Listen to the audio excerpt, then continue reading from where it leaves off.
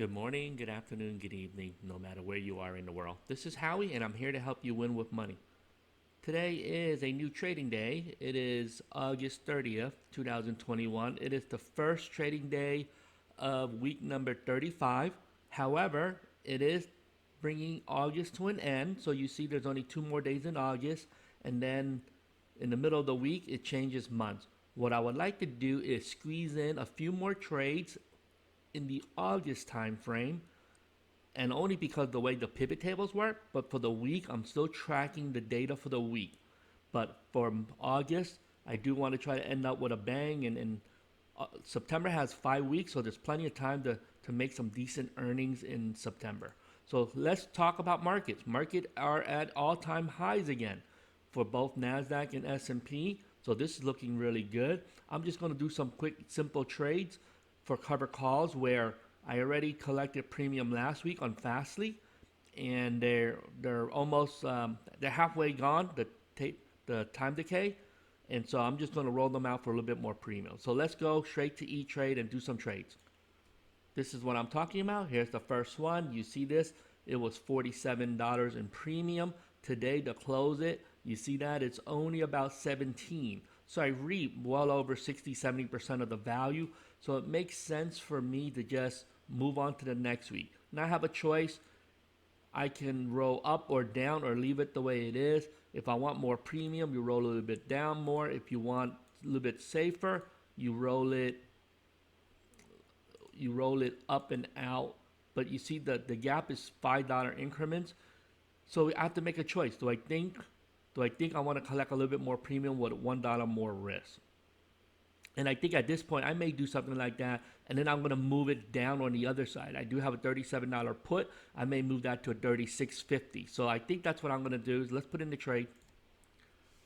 I'm going to start at $37. Most likely, I'll get it for about 33 or 30 or 32. It'll be somewhere closer to the bid price, but we'll put it in and we'll see what happens. And while we're waiting for that one to execute, I'm going to put on another one on the other FSLY, which is a cash secure put. So you see this is my cover call. I do have a cash secure put over here. So you can close it. You'll see it'll cost, and I'll do the same thing. I'm going to roll this one out. But this one I'm going to roll down one bucket for a little bit more safety. So you collect a little bit less premium, but I'm okay with that. Again, I'm just trying to predict what's going to happen going into next week. And I think markets will actually at some point drop off a little bit. We are at all-time high, so I'm playing for a downside risk, not necessarily maximizing on my upside at this point. But I think that's what I want to do. So let's see what happens there. I got two FSLYs open, and you see I'm just going to start moving these down 1 penny at a time. And at this point, less than a minute later, both of them went across. I'll show you what it looks like over here. I'll hit the bell, and I'll clean this up. Here you go. Let me just clean this one up here. Let me clean this one up here. Hit the delete on those. And you see that they both went across at 10:37. And as I promised, it's easier for me to post Facebook pages. So I'm going to post this on Investing 102, literally 2 or 3 minutes after I did the trade. I'm going to write it with a screenshot. So it's really simple. Videos take longer. You have to edit it, upload it, and it takes hours to put it out there. But all the followers on Investing 102 get to see my trades much sooner and more. I don't want to say real time, but I do post most of my trades out there. In order to keep this video short, I'm just going to end it. But I want to talk about FSLY. All I'm doing is rolling it literally every week. Sometimes I do it twice in a week. You can see this here. And you'll see I'm collecting a credit every week. So they may be small. Sometimes they're less than 0.5%. Sometimes it's even smaller than that. I don't really care if I'm getting 0.2% a week or 0.3% or 0.5.